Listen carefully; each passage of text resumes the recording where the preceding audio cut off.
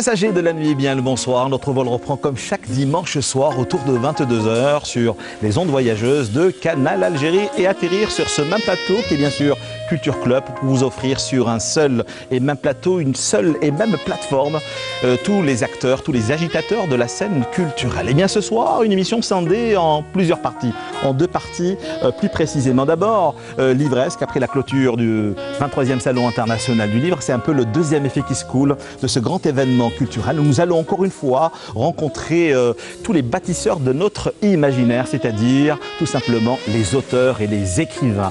J'aurais du mal à le présenter. Il est conférencier, il est archéologue, il est historien. Il a commis une dizaine d'ouvrages, de très beaux ouvrages, dont le dernier est sur ce même plateau, lourd dans tous les sens du terme. Alger l'a bien gardé. C'est notre premier invité, Abdelrahman Khalifa. Bonsoir. Bonsoir. Quel plaisir de vous retrouver, Abdelrahman Khalifa. Le plaisir archéologue, historien, je le disais, auteur de plusieurs ouvrages. Vous avez énormément travaillé. Vous avez toujours été dans cette quête mémorielle. On va citer quelques-uns de vos ouvrages. Béjaïa, capitale des Lumières, Alger, histoire et patrimoine, Tlemcen, capitale du Maghreb central et tant d'autres sur lesquels nous reviendrons. Apparemment, Alger, votre muse, ne s'est toujours pas livrée à vous. Pratiquement 4 ouvrages sur Alger la Blanche, Alger la bien gardée, la protégée de Dieu. C'est aux éditions Gaïa. Merci d'accepter notre invitation. C'est moi qui vous remercie. Khalifa. Des auteurs, toujours et encore, des ouvrages. Nous sommes venus vous offrir des ouvrages et pas des moindres. Ce que vous retrouverez à partir de demain chez les bons libraires. Nous avons également eu du plaisir à le recevoir, du moins chaque fois qu'il a été d'actualité. Lui est journaliste, il est auteur de plusieurs ouvrages, dont, rappelez-vous la dernière qu'il était sur ce plateau, c'était pour Alger la Blanche, contes, légendes et Bourkalet. Il a pour nom Nordine Louhel. Bonsoir. Bonsoir Karim. Merci d'être avec nous ce soir, Nordine Louhel. C'est moi qui te remercie pour ton invitation. Vous avez été en quête de la source ou de la fontaine de jouvence. Moi j'ai réellement l'impression que vous l'avez retrouvé. Vous avez une mémoire d'un jeune de 18 ans et on vous suit dans les ruelles d'Alger la Blanche. Vous avez pris votre bâton de pèlerin, vous êtes allé nous faire découvrir toutes les fontaines d'Alger. On a souvent travaillé sur les portes, mais rarement sur les fontaines. Le pourquoi du comment, eh bien vous allez étancher notre soif bien avant la fin de l'émission. Avec plaisir et avec une rafraîchissante tasse d'eau de jouvence. Merci beaucoup. Alger, la mystique, ziarat autour des fontaines d'Alger aux éditions Tafat. Troisième invité, lui également, est pluriel, protéiforme, un artiste jamais, toujours soif de rencontres, de provocations, de thématiques. Et que sais-je encore? Il a pour nom notre ami Al-Skri Al-Harbi. Bonsoir. Bonsoir. Merci d'être avec nous, Al-Skri Al-Harbi. 5 ans depuis que vous n'avez pas exposé, je veux dire, individuellement, le cinéma, le théâtre. Vous a-t-il réellement pris des créations plastiques? Vous êtes toujours resté au passage dans le monde de la création. Là, vous êtes de retour à travers une grande exposition qui a pour nom tout simplement Alter Ego. Une exposition qui revisite peut-être une dizaine, une quinzaine d'années de mémoire de cette Algérie tourmentée et torturée. Eh bien, Alter Ego, pourquoi cette thématique? Vous disiez donc justement pour la présentation de cette exposition, vous disiez tout simplement, de prime abord, il s'agit de mémoire, cet œil dans la tête qui s'est nourri d'heures de règne et d'autres d'altérité, qui se souvient, qui revoit et qui remonte à loin. Mais vous me disiez pour la préparation de cette émission, mais on a toujours travaillé sur la mémoire. Il ne peut pas en être autrement. Alors, justement, cette exposition est très différente de celle que vous avez l'habitude de nous proposer, parce que vous disiez également, crayon, fusain, encre de Chine, plume, craie d'art, feutre sont les instruments de la nouvelle punition que je me suis infligée. Alors, cette punition, nous allons en parler jusqu'au bout de la nuit avec vous, Al-Skri Al-Harbi. Merci d'être avec nous ce soir. Quatrième invité pour la rencontre de ce soir, c'est l'invité, donc justement notre troisième, c'est à savoir donc Al-Skri Al-Harbi pour parler, pour décrypter, pour analyser, pour approcher d'une façon assez singulière, différente, donc ces univers. Il s'agit de Moustapha Nedjaï. Bonsoir. Bonsoir Karim. Merci d'être avec nous, Moustapha Nedjaï. Merci à toi. Alors comment également dois-je vous présenter encore une fois Moustapha Nedjaï, auteur, vous en avez commis des ouvrages. Memum, Optimum, c'est le cheminement, le regard, la réalisation d'un enfant sur le monde de l'art et des créateurs. Il y a eu de Nedjaï et Nedjaï, une odyssée avec l'étroite collaboration de Abdelrahman Jelfaoui, le chez les Bnisnous. Et là, vous allez revenir bientôt courant 2019 avec 4 ouvrages, j'ai entendu dire. Non, pas autant. Pour l'instant, je suis sur un, c'est déjà beaucoup. Pour le moment, un. Hein. Ouais. Mais on dira plein de choses bien avant la fin de l'émission. Qu'est-ce qui vous parle en premier dans les univers de Al-Asri al-Harbi? Aurait-il pris un virage à 360 degrés lors de cette dernière exposition à travers Alter Ego, cette thématique On est des alter ego, justement. On est un peu dans la même pensée, dans la même réflexion. Donc voilà, c'est pas étonnant que je suis son invité. Ouais. Merci beaucoup encore une fois d'accepter notre invitation. Merci à Mostafa Nedjai, et puis 5e et dernier invité pour conjurer le mauvais sort. Ce soir, on a eu du plaisir à partager des aventures, lui et moi, depuis au moins une vingtaine d'années. Ça ne rajeunit pas l'animateur que je suis. Lui, c'est Lounis Ait Aoudia. Bonsoir. Bonsoir. Merci d'être avec nous ce soir. Très heureux de me retrouver sur le plateau. Un peu plus vieux, avec des cheveux blancs et un peu plus de kilos, bien sûr. Oui. Alors, donc, vous êtes président de l'association de Ram Lounis. Louni Areski. Louni Areski, exactement.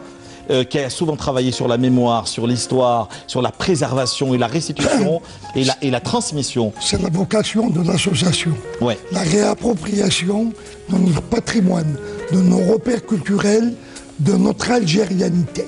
Eh bien, nous allons parler tout au long de l'émission. C'est un véritable chantier que nous avions entamé il y a une vingtaine d'années, et nous sommes heureux d'avoir atteint certains objectifs. Eh bien, nous, quelques failles sur lesquelles nous reviendrons également ce soir. Absolument. Merci d'être avec nous. Merci beaucoup. Vos questions, vos réactions sur cultureclub@ENTV pour cette autre aventure nocturne. Rebonsoir, Abdelrahman Khalifa. Je disais, vous avez toujours été en quête, dans cette quête mémorielle. Vous êtes sur tous les fronts de toutes les batailles, dès qu'il est question de transmission justement de cette mémoire plusieurs fois millénaire jusqu'à ce 3e ouvrage sur Alger. Hein. Abdelrahman Khalifa l'a bien gardé, Alger l'a bien gardé. Je le rappelle, aux éditions Gaïa. Alger vous a conditionné, Alger votre muse ne s'est pas réellement livré à vous jusqu'à venir ce soir sur ce plateau et nous offrir un 3e ouvrage pour lui déclarer votre amour. Oui, en quelque sorte. Et comme les amis ici, quand on se promène dans Alger, on voit l'histoire transpirer. C'est véritablement une ville historique, quels que soient, si vous voulez, les bouleversements ou les aménagements ou les extensions qu'a la ville. Alger garde une mémoire. Alger garde une luminosité. Alger est un phare de la Méditerranée. Et comme au XVIe siècle, elle était, ce que disait, comme l'a qualifié Brodel, une ville américaine, c'est-à-dire elle était en pleine extension, maintenant Alger prend une certaine forme et elle s'installe en Méditerranée. Maintenant elle est en train de prendre l'ensemble de la baie, puisqu'elle s'est étalée jusqu'à Tamentfoust, Tamentfoust qui a été un lieu historique, puisque les chefs de tribus s'étaient réunis à Tamentfoust quand les Français sont entrés ici, et ils avaient déclaré que la résistance disons, aux troupes françaises. Et Alger garde, si vous voulez, par ses monuments, ces fontaines, puisqu'elles sont décrites là. Et je le disais tout à l'heure à Nourdine, je disais, il ne nous reste qu'à écrire, parce que, quelquefois, des pans entiers de notre histoire s'en vont. À un moment donné, est-ce que nous avons réellement failli à la transmission de cette histoire et de cette mémoire? Est-ce que nous n'avons pas été, faut-il le dire, sans démagogie aucune, dans une forme de culture de l'amnésie? Absolument, absolument. Et c'est dans ce sens, et c'est ce qui m'a poussé à écrire. Et je n'écris pas simplement sur Alger, parce que toutes les grandes villes, les villes royales que j'ai décrites, sont en train de perdre leur histoire. Et il faut préserver la mémoire. Et la seule façon de préserver la mémoire, parce que nous sommes impuissants, la seule façon, c'est d'écrire. C'est de laisser des traces. Mais est-ce qu'on peut réellement approcher la mémoire avec beaucoup d'objectivité et travailler sur des archives qui ne nous appartiennent pas, Abdelrahman Khalifa? Oui, vous savez, le fait est là. Et l'historien, si vous voulez, transcrit ou fait en sorte pour interpréter le fait à sa façon. Le français va donner une interprétation du fait Et l'Algérien va donner une autre interprétation. Oui, mais on travaille également sur des archives qui datent de plusieurs centaines d'années. Oui, on travaille sur des archives qui, comme on vient de le voir sur la place des Martyrs, ce sont des vestiges qui remontent au 2e, 3e, 4e siècle jusqu'au 7e siècle. Quelquefois, ceux qui ont fouillé n'ont pas fait la relation avec, par exemple, Jam' al-Kbir, qui date de 1096. C'est étonnant qu'on n'ait pas trouvé de vestiges qui datent de l'époque almoravide, vous voyez. Et qu'on n'ait pas trouvé des vestiges qui datent de, disons, de l'époque de Bologhine ibn Ziri, vous voyez. Qu'on soit passé simplement de la période byzantine à la période ottomane, en effaçant toute la partie qui va du 8e siècle jusqu'au 11e siècle, vous voyez. Donc il faut que l'Algérien se réapproprie son histoire. Et parce que son histoire, elle est là, elle date depuis la cité Melki, 40 000 ans, depuis la grotte du Grand Rocher, 400 000 ans. Donc vous voyez que Alger n'est pas né d'hier. Vous voyez, donc des populations ont occupé différents sites. L'Oued Knis, par exemple, on a trouvé des vestiges qui remontent à 100 000 ans. Vous comprenez? Donc c'est cela la mémoire.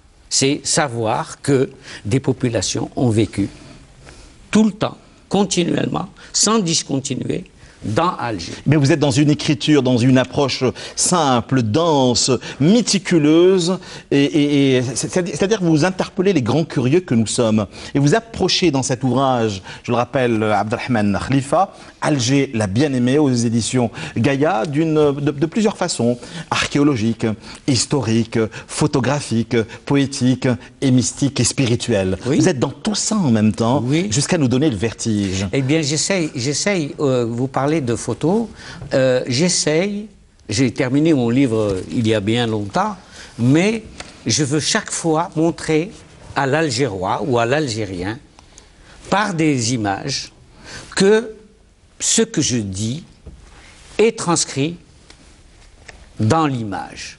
Et c'est comme cela que je vais chercher des images qui remontent à très loin, ou par exemple des inscriptions latines ou autres, qui font qu'on a une image réelle de la ville d'Alger. Par exemple, je montre une mosaïque qui était sous un des minarets de la Ketchaoua. Elle est, que vous pouvez voir, au niveau du musée des Antiquités. C'est-à-dire, vous l'avez, elle est là, elle a été enlevée quand on a construit, quand les Français ont construit en 1873 la cathédrale. Vous voyez ? Mais il y a également, votre force réside dans votre approche. Vous êtes un excellent conteur, un excellent orateur. On pourrait vous écouter pendant des heures. Au-delà de l'universitaire, vous êtes réellement ça. C'est la raison pour laquelle vous captez l'attention de tous ceux qui vous écoutent et vous regardent. Ah ben j'essaye. Parce que, vous savez, notre histoire est passionnante. C'est pas moi qui sais compter, c'est notre histoire qui sait donc se faire valoir. Vous êtes dans une forme d'écriture ou de réécriture de l'histoire d'une façon permanente, parce que c'est la 3e fois que vous êtes sur ce plateau pour nous parler d'Alger. Vous disiez Alger ne s'est pas encore révélé à nous, donc vous continuez à travailler d'une façon méticuleuse, presque obsessionnelle et émotionnelle sur votre rapport à Alger. Vous ne pouvez pas en être autrement. Vous me poussez à faire un autre livre sur Alger. Oui, un 4e alors. Un 4e sur Alger. Voilà, oui. On revient encore une fois à cette histoire. On peut réellement dire que ce 3e opus, c'est une compilation de tout ce qu'on a eu à lire. D'abord Alger aux éditions ANEP, puis Alger encore une fois le Jazaïr chez Daliman Éditions, jusqu'à celui-ci, revu, corrigé et augmenté. Oui, parce que vous savez, en annexe, j'ai mis, si vous voulez, tous les immeubles qui ont été construits depuis 1830. Comment, par exemple, le boulevard Saint-Saëns, Mohamed V, a monté ses immeubles. Comment on a été vers Hussein-D construire des immeubles, etc., sur le Télémli, un peu plus loin, pour montrer un peu cette, disons, cette extension d'Alger, immeuble par immeuble. Vous voyez, voilà Quel est réellement aujourd'hui notre rapport à l'écriture, à la mémoire et surtout à ce bon vieux bâti qui se meurt? Ah, alors là, c'est une autre... une autre approche. Non, parce que votre approche est plurielle, je le disais, dans, dans cet ouvrage. Non, je n'hésite pas, à dire, si vous voulez, que des pans entiers dans notre histoire s'en vont. Et déjà, de vous... Ont été effacés. Oui, en 56 disait, peut-être que, à l'avenir, on cherchera à la loupe un palais mauresque et on ne le trouvera pas. Tellement les dégradations se faisaient. On peut comprendre cela à l'époque coloniale. Mais maintenant, il faut préserver notre mémoire. De vous été scandalisé par toute la zone qui était du côté de Bab el-Oued. On a détruit des milliers disons, de stèles épigraphiques. Et vous savez qu'en 1932, un Français, un médecin français à Marseille, a vu un bateau, la Joséphine, qui apportait des ossements d'humains avec encore de la chair sur les ossements. Pour fabriquer le savon. Pour fabriquer du sucre. On faisait avec ces ossements du noir animal, c'est-à-dire pour blanchir votre sucre. Le sucre est roux. Et donc on le blanchissait avec des ossements. Vous voyez? Donc c'est tout un pan de notre histoire, de l'histoire d'Alger, qui a disparu. Et lui-même le dit, comme l'abbé Bargès le dit à Tlemcen, comme on l'a dit à Constantine. Il y a eu donc des dégâts, si vous voulez, irréparables. Et il ne faut pas que nous, Algériens, qui sommes en train de reconstruire notre histoire, fassions la même chose. Il nous faut préserver notre Alger, l'Alger historique. Donc une combinaison entre l'histoire et le patrimoine, c'est modernité et tradition. Même si à un moment donné, vous disiez sur ce même plateau, il y a quelques années, c'est une phrase que j'ai retenue de vous, hein, vous disiez on a toujours diabolisé l'Antiquité et on a également diabolisé les musées. Absolument. Les pièces de musée. Absolument. On croit simplement que c'est un objet de musée, c'est simplement pour, disons, pour la galerie. Non, un objet de musée vous apprend ce que vous étiez auparavant.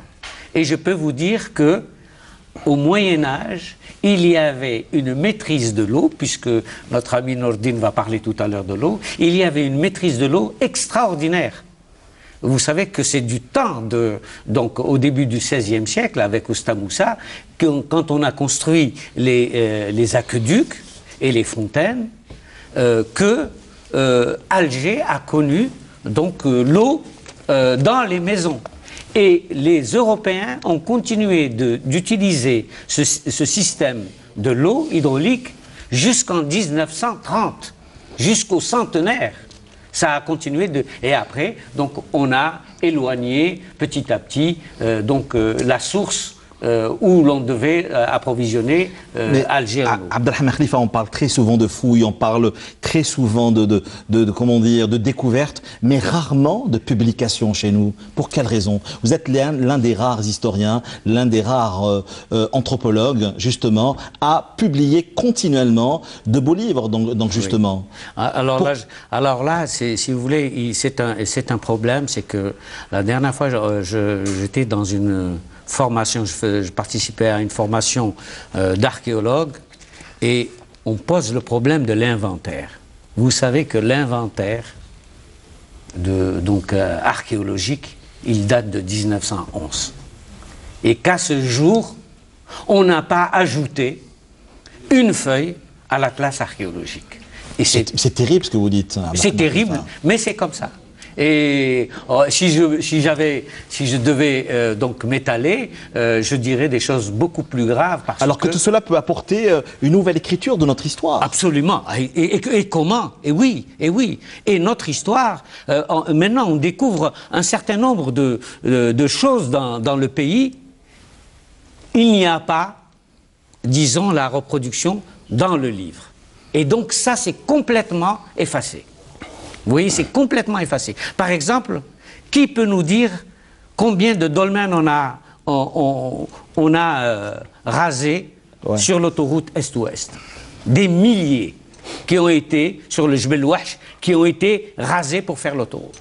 Mais à un moment donné, l'édition ne vous a pas suffi. Vous étiez dans l'obligation, j'allais pratiquement dire, à vous tourner vers le cinéma avec un certain Mokran Aïd Saada pour justement réaliser une série de documentaires qui malheureusement n'a pas été diffusée sur notre antenne. Vous avez travaillé sur Massinissa, sur Sifax, sur Juba. Juba, Jugurtha.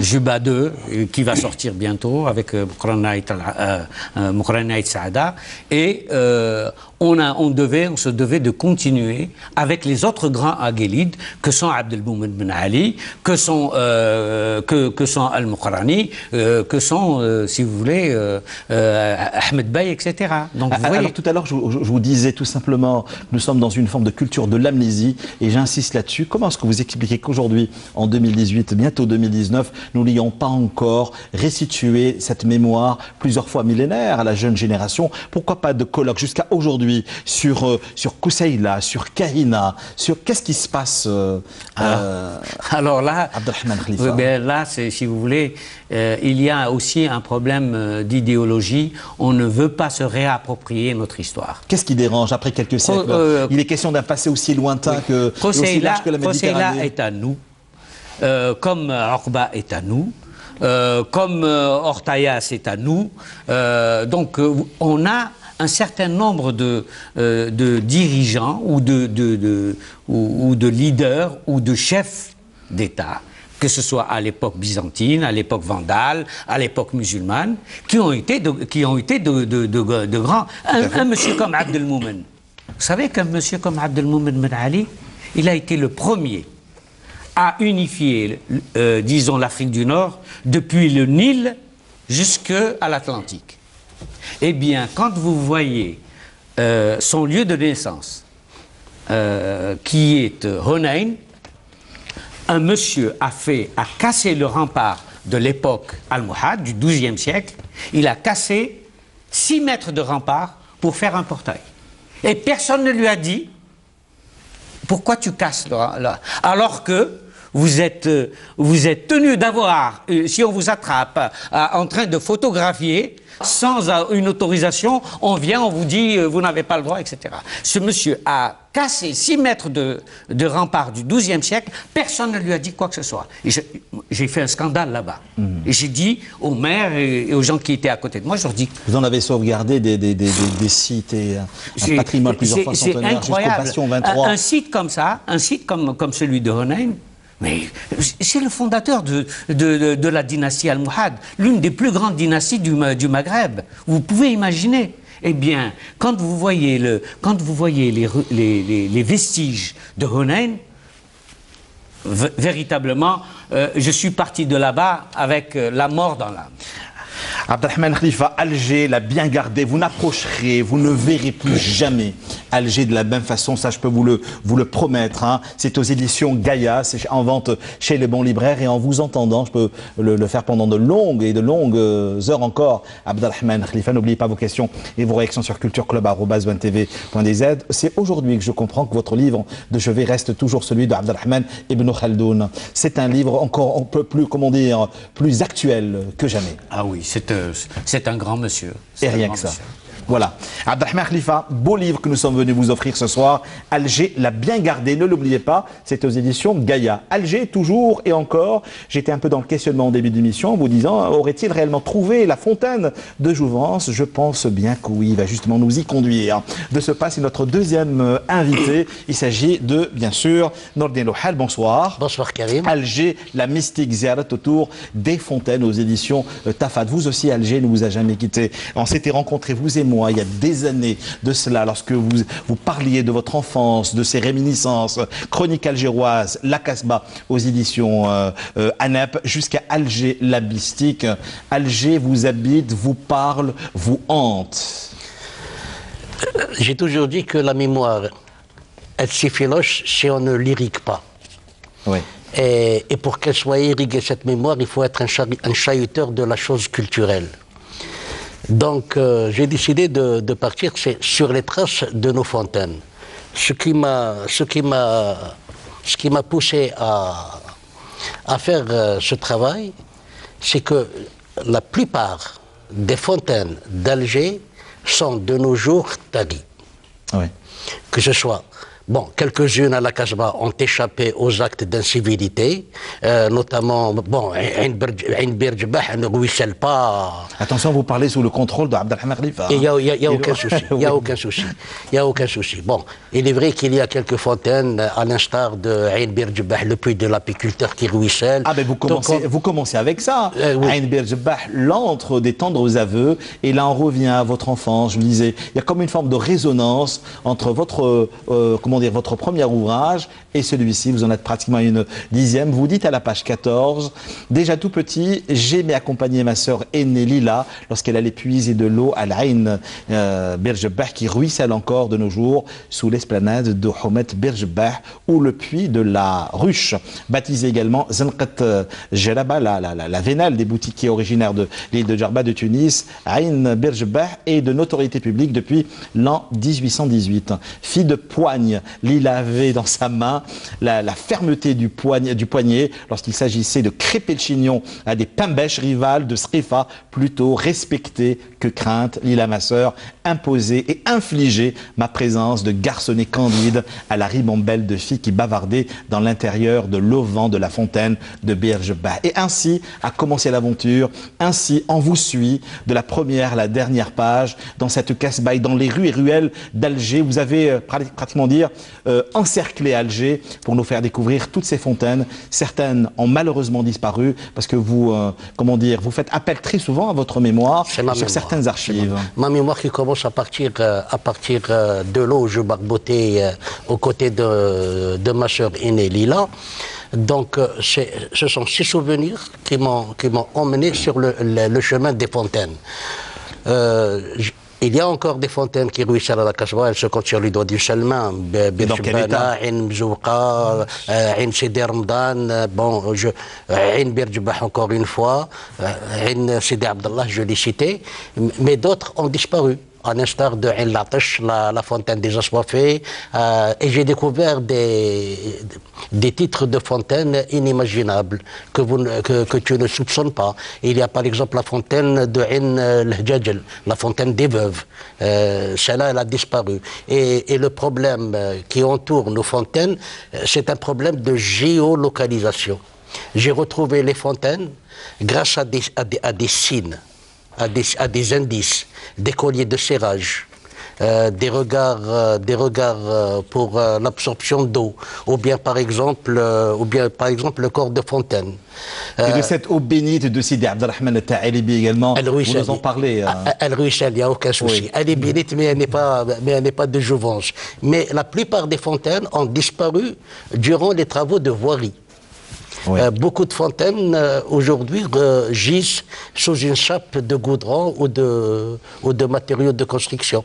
À l'exemple de la fontaine de la rue Porteleuve, ou bien et encore une autre fontaine tout près d'Anchin, au-dessus du musée de Ali Lapointe. Si je vous ai mis l'un à côté de l'autre, ça n'est pas non plus un simple hasard, hein. Ça je peux vous le dire. Parce qu'à la page 33, vous écrivez, je le rappelle encore une fois, Nordin Lohal, dans votre ouvrage, le deuxième que vous venez vous offrir ce soir, Alger la mystique, c'est une ziara autour des fontaines, c'est aux éditions Tafad. Vous écrivez, autant dire qu'Alger n'a pas fini de livrer tous ses secrets à la truelle de l'archéologue. Donc, autant avouer qu'à quelque chose malheur est bon.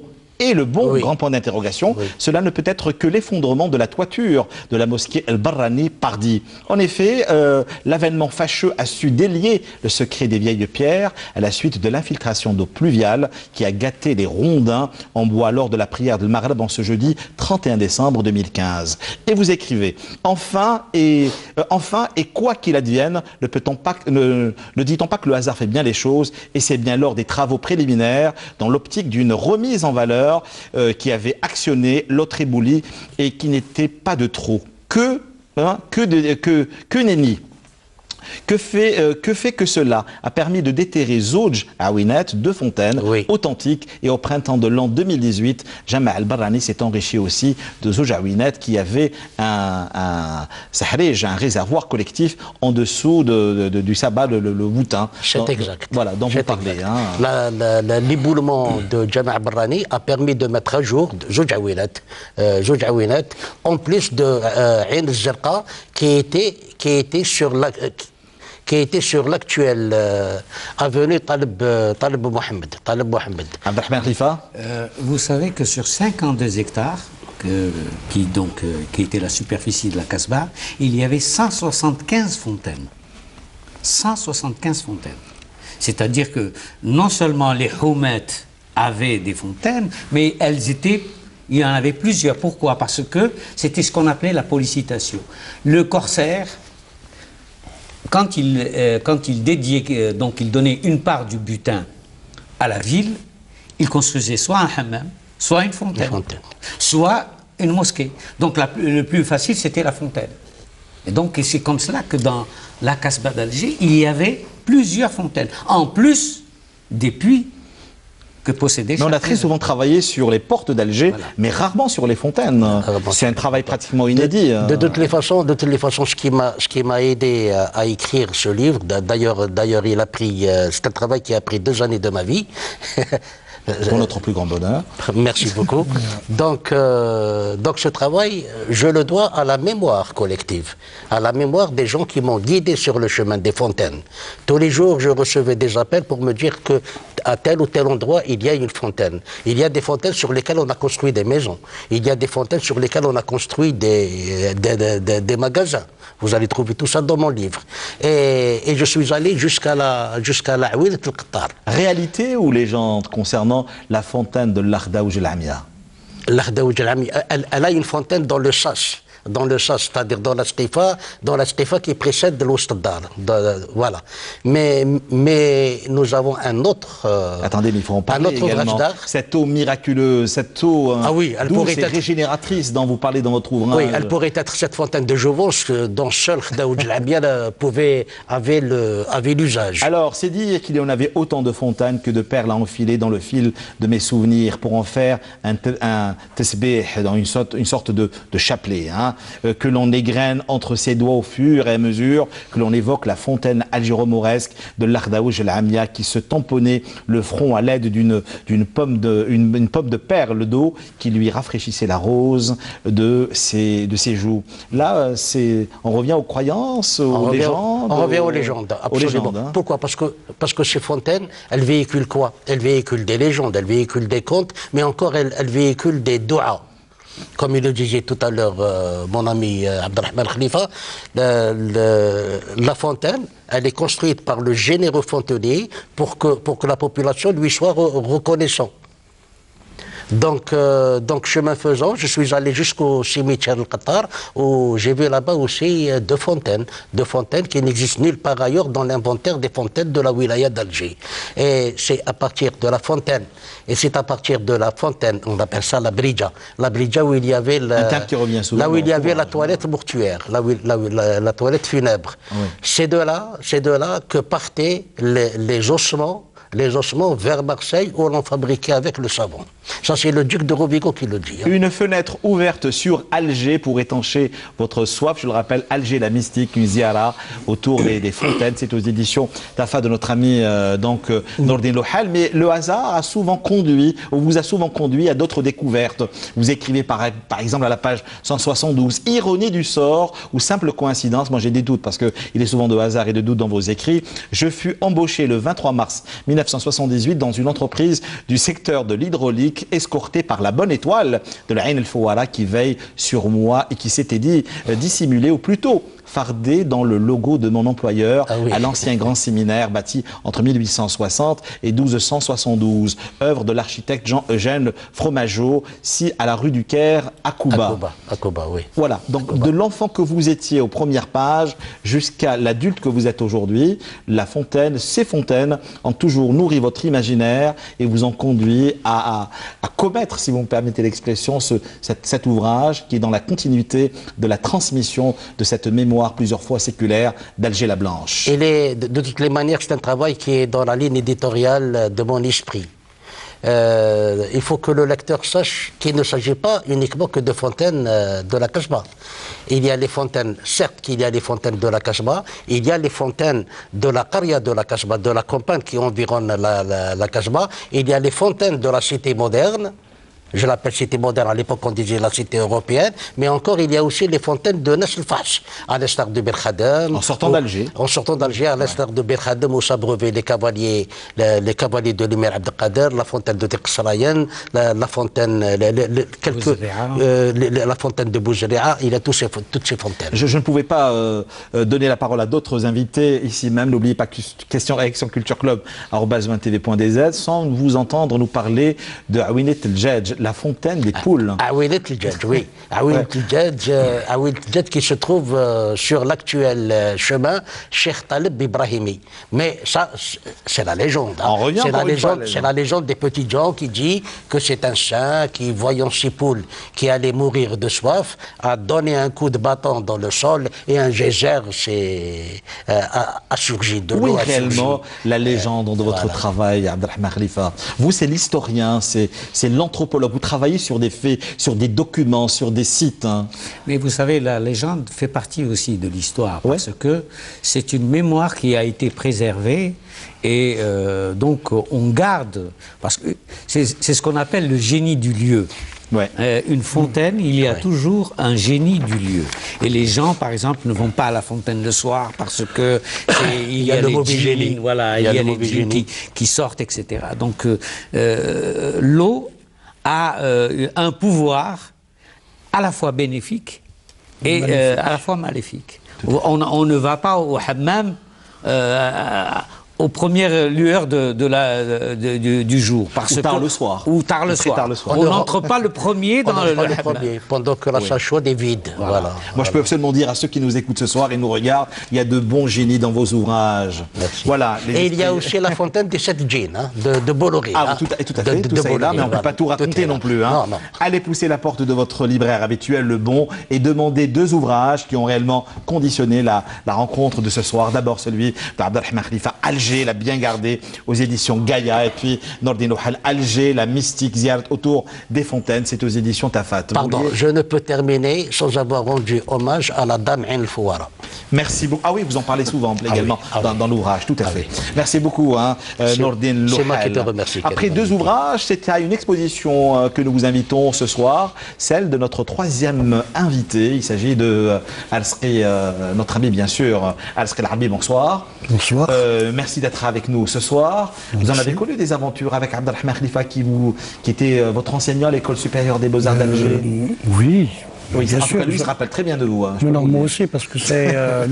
c'est vraiment d'abord une chance et un honneur d'avoir été l'élève d'Abdelrahman Khalifa. J'en ai gardé non seulement, je veux dire, de bons souvenirs, mais sincèrement, c'est pas parce qu'il est devant moi, mais j'ai gardé aussi une affection, mais vraiment particulière. Vous êtes dans une approche humaine. Oui, oui. Comme je suis dans Alter Ego, alors là, je vais me lâcher parce que, parce que vraiment, c'est vrai. Non, j'ai toujours aimé ses cours. Je disais, il a ce don d'orateur, voilà, donc de conteur. C'est ça. Donc, quand on a un enseignant, on ne peut pas dire comme ça, qui vous enseigne des choses, et en plus avec intérêt, vous ne pouvez que garder vraiment des souvenirs longtemps. Moi, je suis fier de les voir comme ça. Maintenant, là, il parle de Al-Sqi El-Harbi et de Mustafa.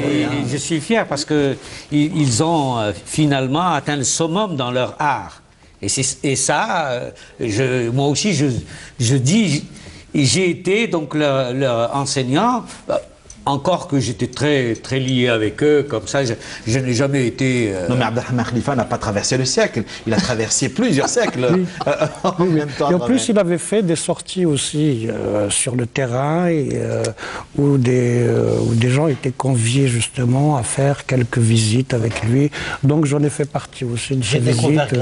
J'ai découvert grâce à lui la fontaine qui a été mise à jour dans les ruines, dans les vestiges de la place des Martyrs. Oui, mais là on parle de moi, pas de lui. Alors, et vous avez beaucoup de chance de l'avoir comme... Al-Sqi El-Harbi, c'est dans l'Ancien Testament que Dieu a dit aux artistes, pour vous punir, je vous condamne à faire de belles choses. Pourquoi revenir donc justement à cet Ancien Testament pour juste démarrer cette exposition Alter Ego qui a commencé il y a seulement 24 heures à Espaco, à l'espace Espaco? Non, cette phrase, elle est très importante. Et beaucoup de gens me disent « Ah bon, ça a été dit ça », alors que c'est vrai. Mais ça ne s'adresse pas uniquement aux artistes peintres et tout ça, ça artistes faire de très belles choses. C'est-à-dire que Dieu demande aux gens de faire de belles choses. Dans tout le travail que nous faisons, voilà, de faire de belles choses. C'est ça notre punition, pour que je revienne, c'est de faire de belles choses. Notre punition est là. C'est pas de faire dans cette exposition et dans le préambule, parce que faut-il le rappeler que vous êtes un artiste réellement protéiforme, hein, vous parlez souvent de punition. Et comment dire, vous parlez infliger, me punir. Qu'est-ce qui ne va pas réellement dans cette nouvelle exposition qui a mis 5 ans à voir le jour? Non, tout va bien, mais dans le texte aussi, je dis, vous savez, la mémoire, quand on est dans la solitude, c'est terrible. Parce que la création, elle se fait aussi dans la solitude. L'acte de création est solitaire. L'acte de création est toujours solitaire. Ouais. On porte toujours une charge avant de la donner. C'est exactement. Voilà. Donc, ces moments où on est dans le doute, on ne sait pas ce qu'on choisit pour montrer, comment le montrer. C'est pas qu'on ne veut pas, mais c'est la manière. C'est la manière, comment présenter, je veux dire, une création, quelle que soit la création, un verre d'eau, une poterie, un tapis, un livre. On a toujours ce doute, est-ce que c'est bien, est-ce qu'il ne manque pas, est-ce que je n'ai pas dit trop, est-ce que je n'ai pas... Voilà, donc moi, oui, il y a des choses qui sortent spontanément, je veux dire, l'exposition. Mais cette exposition en particulier, je le rappelle, Alter Ego, est un hommage aux absents, à tous ces artistes qui nous ont quittés dans des conditions très dures, souvent très dures. Très dures. Au départ, c'est bien sûr, c'est une séparation très dure. Un arrachement.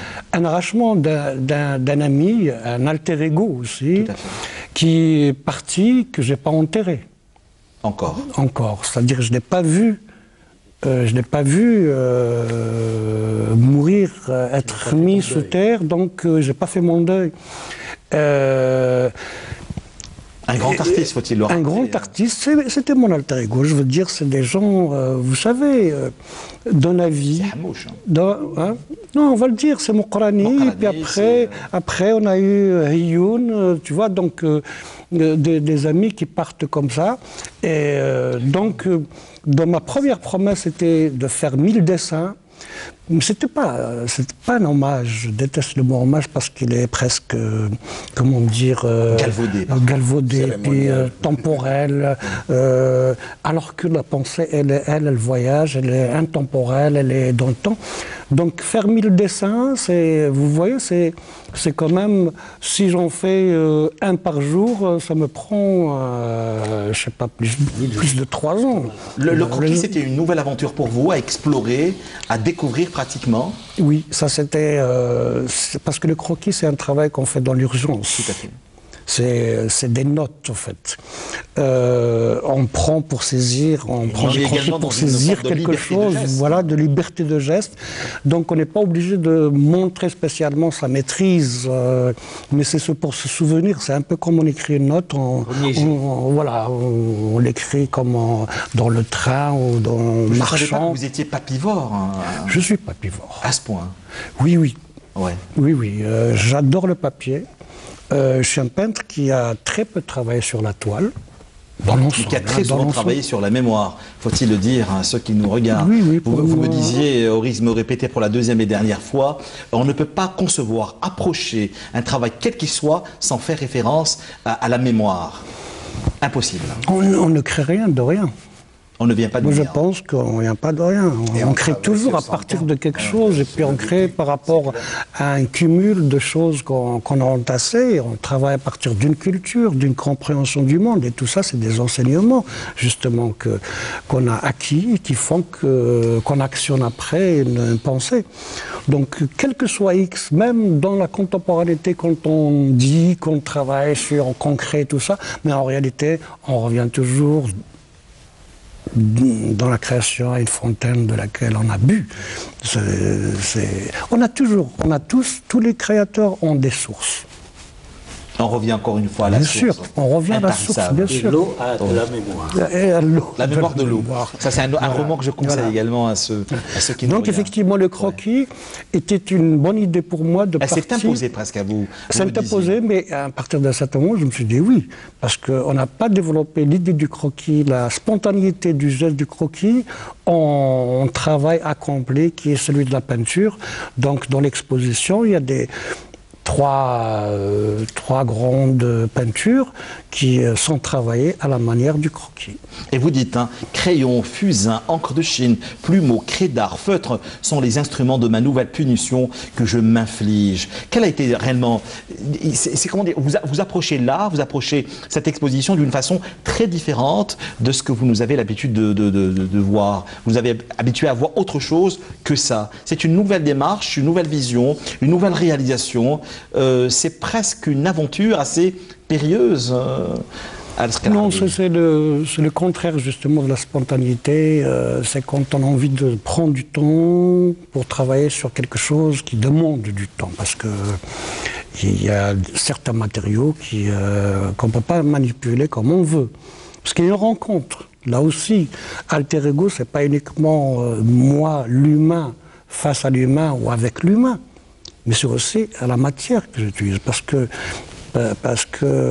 un papier, c'est une substance, c'est un support, c'est une texture, donc c'est une identité. Il vous parle.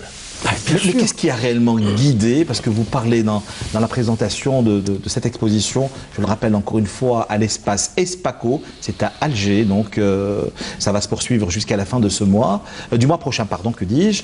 Qu'est-ce qui a conduit cette fougue, qu'est-ce qui a guidé cette fougue, Al-Sqi Al-Harbi?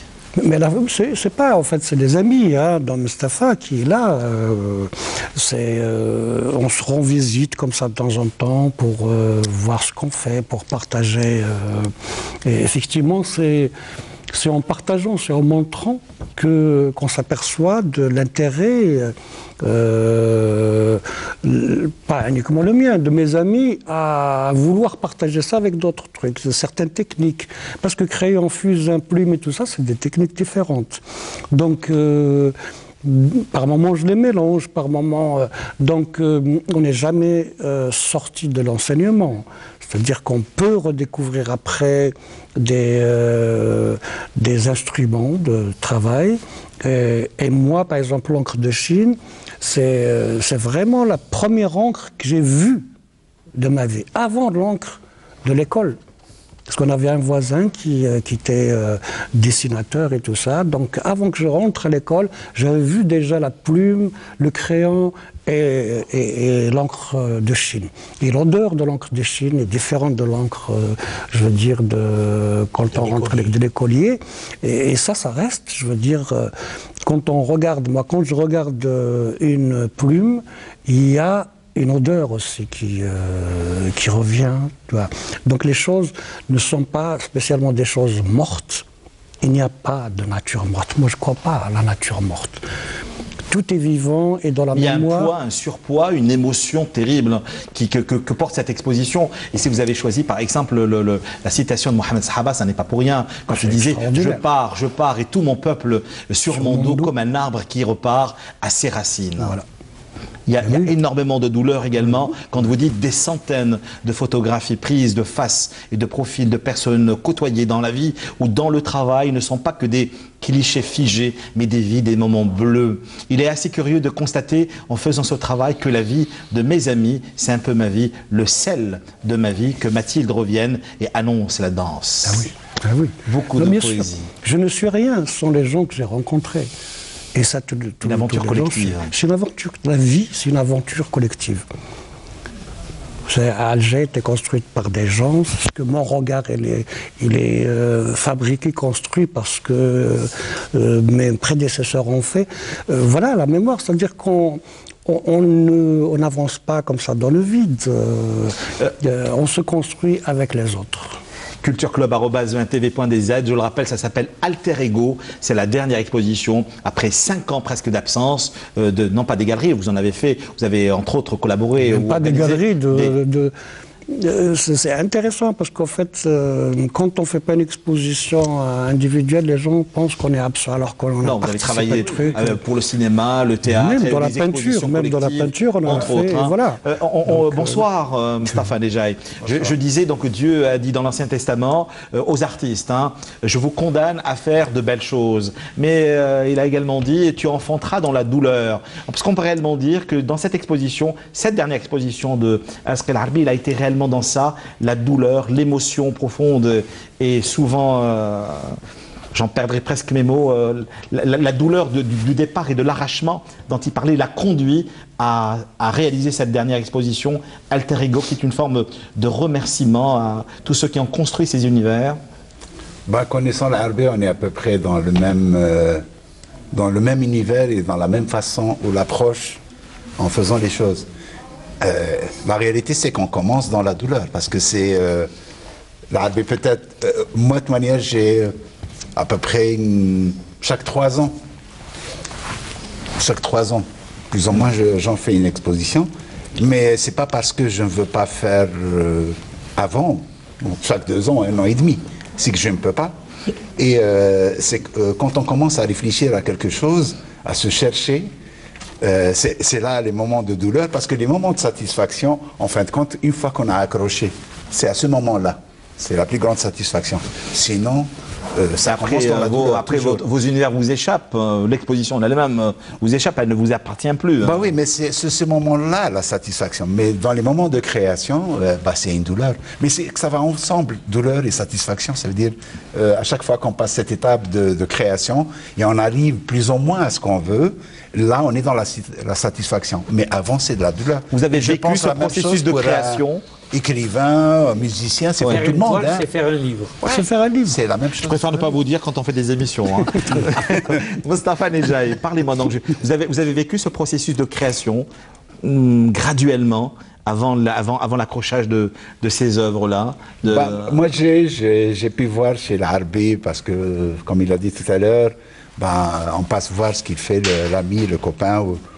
Et donc, on avait plus ou moins, je sais pourquoi il est parti un peu sur ses visages, pourquoi ses dessins. De toute manière, nous sommes dans une période avec l'art contemporain, c'est des choses qui se perdent. Maintenant, le monde des médiums, disons, du matériau lui-même, c'est de moins en moins. Et retrouver le dessin tel qu'il l'a fait, l'Harbi, c'est comme ça que vous définiriez réellement. C'est pas une nostalgie, mais c'est un défi, parce que même si on a dessiné toute sa vie, le dessin, on peut toujours faire des dessins différents, c'est à l'infini, ça ne s'arrête pas. Maintenant, moi, ça m'a toujours étonné quand on discute de l'art contemporain, des gens qui pensent qu'en faisant une installation ou une performance, c'est ça l'art contemporain. Non, il y a un passage, Mustapha, pour dire justement, c'est pas de la nostalgie quand on parle de mémoire, c'est pas de la nostalgie, vous permettez juste le texte que je vous lise juste cette mémoire, excusez-moi. Hein. Donc, voilà, j'ai dit que ce ne sont pas que des clichés figés, mais des vies, des moments bleus, des pans de vie qu'il m'est donné de manipuler ludiquement pour déramer les empilements. Parce que la mémoire, c'est des empilements, c'est des rames. C'est sédimentation.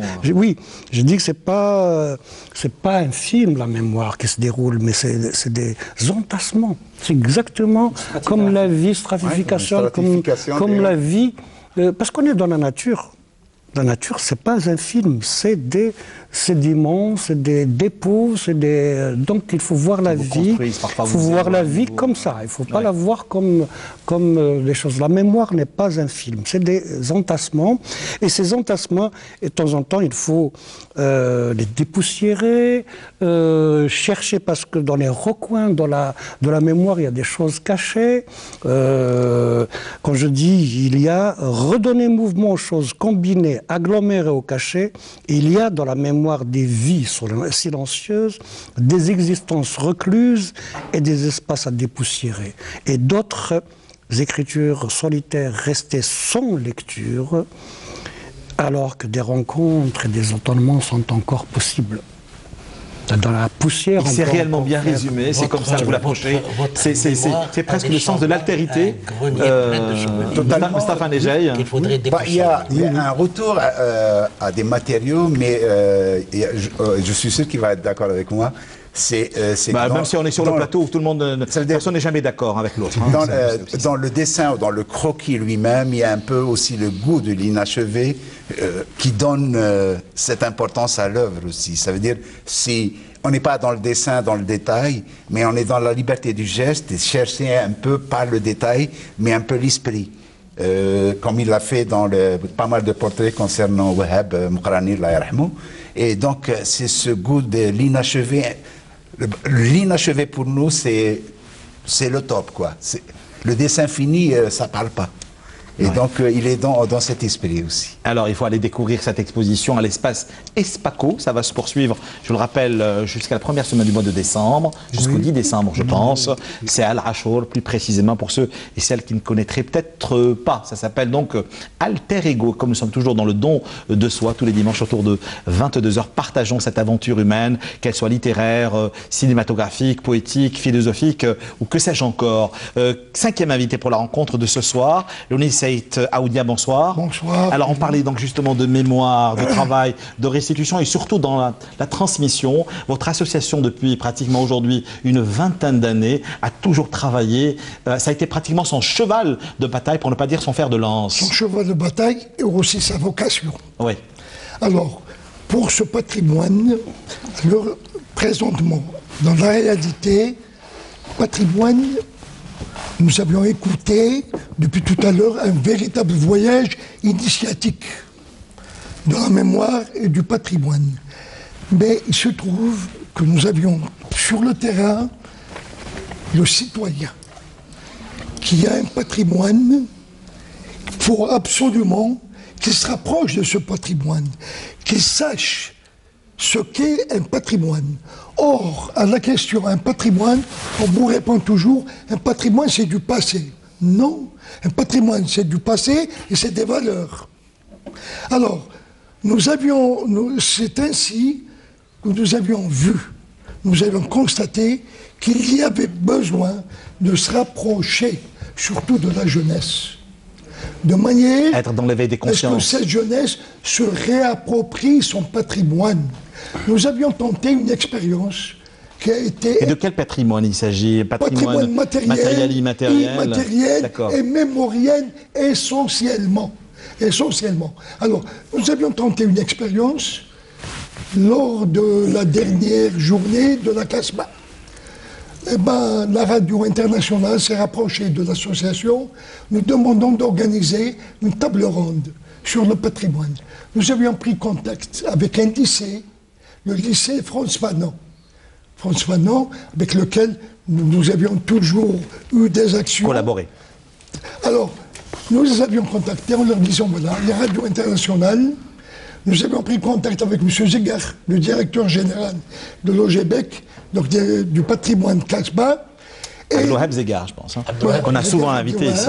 Ouais. Et nous avions organisé une table ronde à la citadelle d'Alger, à la citadelle. Bon, alors, il y a des lycéens, des lycéennes qui étaient présents. Il y avait la directrice du lycée qui était présente. Il y avait M. Zegar, il y avait moi-même. Et nous avions entamé toute une réflexion pour voir le jeune et le patrimoine. J'ai été agréablement surpris par le fait que cette jeunesse recherchait à se réapproprier son patrimoine. Nous avions consacré plus d'1h30 à visiter le patrimoine, accompagné d'archéologues, d'anthropologues. À chaque explication qui était donnée aux lycéens, ils prenaient des notes, mais avec un intéressement, une passion, je dirais. Alors, finalement, l'émission a été une émission extraordinaire. Les jeunes lycéens ont exprimé le vœu de se rapprocher concrètement de ce patrimoine. C'est un travail de longue haleine que vous gérez depuis une vingtaine d'années aujourd'hui. Alors, nous avions lancé les jalons. Cette émission a été un succès. Nous avions demandé, j'ai demandé moi-même, à ce qu'elle soit enregistrée. Nous avions eu l'enregistrement de cette émission. Nous l'avions remis au directeur de cabinet de Madame la ministre de l'Éducation. Il y a nécessité de rapprocher le patrimoine de l'école. Une nécessité absolue. Pourquoi? Lorsqu'on se rend compte qu'actuellement, il nous arrive parfois de lire sur la presse le temple de Caracalla qui est devenu un dépotoir inacceptable. J'irai plus loin. La fontaine de la J'irai plus loin. Le café. Avant de la mosquée à Libéché, a été vandalisé. Le café qui porte le nom de Hajj Mrizaq, que vous connaissez. Oui. Bon, voilà. Eh ben, Hajj Mrizaq, il y a la plaque de marbre et au-dessous, c'est des sachets de plastique. J'ai fait un écrit là-dessus. Tout cela, le jour où elle a été vandalisée. il faut qu'il y ait une réflexion. Au-delà de réflexion, vos actions sur le terrain depuis aujourd'hui une vingtaine d'années, quelles sont-elles? Eh ben, nous avions atteint nos objectifs, des objectifs extraordinaires. Nous sommes arrivés à la résurrection du patrimoine mémoriel qui avait disparu de la mémoire collective. Hajj Mrizaq, figure emblématique. Vous avez préfacé l'ouvrage de Abdelkader Ben Damesh qui sera avec nous dans une semaine. Hajj Mrizaq. Sissan, oui. membre de la troupe artistique du FLN, qui avait disparu de la mémoire, qui a été ressuscité pour être dans le corps, dont la sépulture a été rapatriée et enterrée dans la tombe de sa mère. Mohamed Ben Chneb, qui était un illustré connu dans la rue qui porte son nom par des gens, par des habitants du quartier. Vous avez une liberté d'action aujourd'hui sur le terrain, mais j'imagine que ceux qui nous regardent doivent se poser la question, qui subventionne, qui aide aujourd'hui l'association Lounis Al-Sri? Alors, qui subventionne? Toujours lorsque nous... Pour être dans cette liberté totale et absolue d'action sur le terrain. L'ONDA, par exemple, l'Office national des droits d'auteur. Il suffit de produire des idées. Vous savez, les sponsors et ceux qui financent sont très nombreux. La volonté existe pourvu qu'il y ait une pédagogie. Une pédagogie qui puisse être une réflexion de manière à rapprocher le citoyen de son patrimoine et le jeune de son patrimoine. Quel est votre regard réellement aujourd'hui sur toutes les productions de Nordin Lohal, lui qui a également souvent travaillé sur Alger, sur sa mémoire, sur ses histoires, mais également et surtout avec Abdelrahman Khalifa se complète. Il se complète admirablement. Pourquoi? C'est un travail remarquable qui est fait à un moment où la mémoire a besoin d'être revivifiée. Notre mémoire a besoin d'être revivifiée. Et je vous dirais, Karim, je m'excuse, eh ben, j'ai été agréablement, tout le monde un souffle, lorsqu'il y a eu l'ouverture de la bouche de métro de Saht Chouhada. La place des martyrs. Elle a coïncidé avec la journée internationale de la Casbah à laquelle j'ai participé à l'hôtel Horace. J'ai vu jusqu'à ce jour l'engouement manifesté par des citoyens qui se rendent nombreux sur les lieux, sur des lieux qui recèlent plus de 2000 ans d'histoire. Alors, l'Algérien est très porté sur son patrimoine, il aime son patrimoine, il veut réapproprier son patrimoine, pourvu qu'il y ait une réflexion que ce patrimoine, qu'il y ait un rapprochement entre le patrimoine et ce citoyen. Bilan pratiquement de 18 ans d'existence aujourd'hui, très brièvement, parce que le réalisateur me dit qu'il nous reste moins de 2 minutes avant la fin de l'aventure de ce soir. Votre bilan? Alors, notre bilan 18 ans d'action, 18 ans de terrain. Notre bilan est très positif.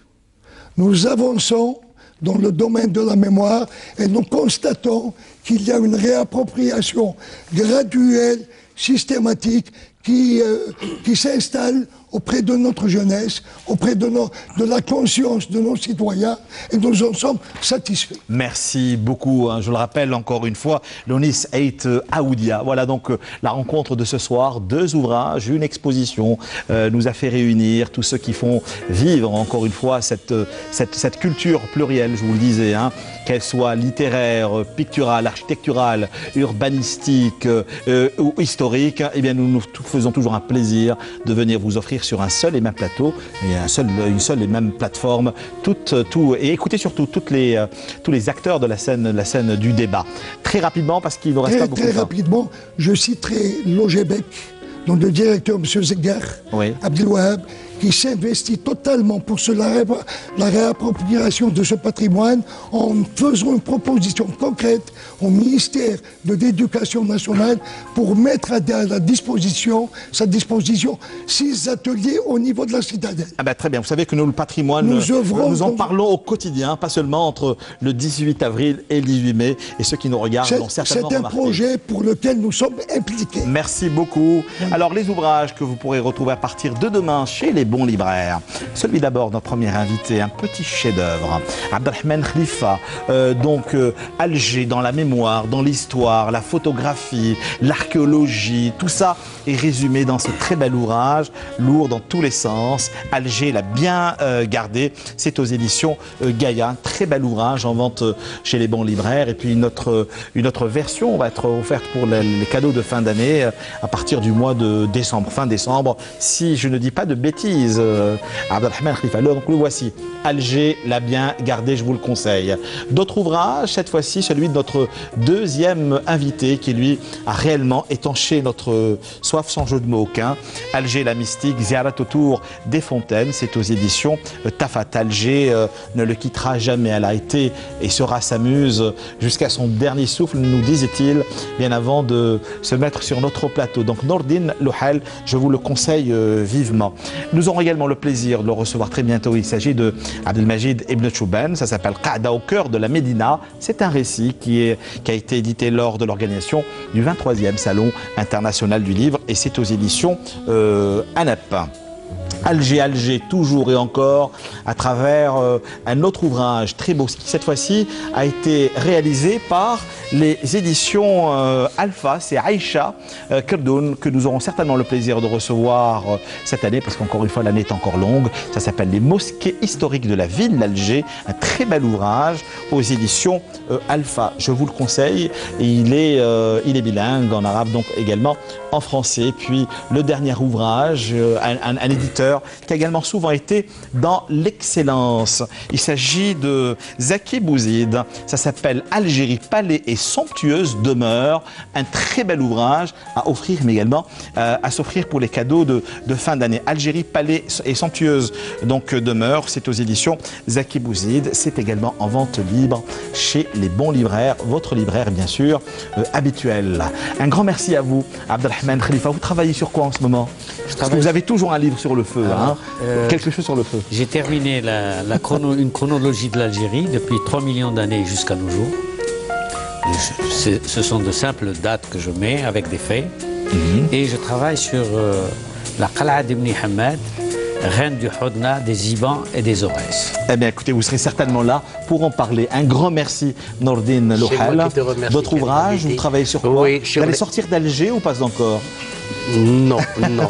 Je n'ai pas cette prétention parce que la dernière fois où j'ai essayé d'écrire sur une fontaine en Kabylie, j'ai constaté qu'il me fallait des correspondants dans toute l'Algérie. Alors lui, il a trompé sa bouira natale pour Alger la Blanche. Lui, c'est notre troisième et dernier invité à travers une exposition qui, je le rappelle, va se poursuivre jusqu'au 10 décembre prochain, donc à la galerie Espaco, à Al Arbi. À très bientôt, j'espère. Merci, ça s'appelle Alter Ego. Encore une fois. Dialoguer, faire confiance à ceux qui nous font face et avec lesquels nous avons traversé des pans de notre mémoire et de notre histoire. Un grand merci également à vous, Mostafa Nedjaï. J'espère vous retrouver bientôt pour votre ouvrage qui résume toutes les préfaces et tous les catalogues que vous avez réalisés, commis pendant les expositions. Non, c'est plutôt un truc sur l'art contemporain. L'art contemporain. Merci beaucoup, Lounis Eit Aoudia. À très bientôt. C'est moi qui vous remercie, M. Karim. Toujours ouverte. Merci beaucoup. C'est moi qui vous remercie. Merci de votre fidélité à nos programmes, comme tous les dimanches, autour de 22h. Notre vol de nuit reprendra la semaine prochaine, en écoutant bien sûr d'autres grands curieux. Gardons le contact sur la page Facebook de l'émission, mais également sur les réseaux sociaux. Et laissez vos messages sur cultureclub@eintv.dz. Que la nuit vienne reposer nos esprits parfois si tourmentés. Merci à vous, merci de votre fidélité. À la semaine prochaine.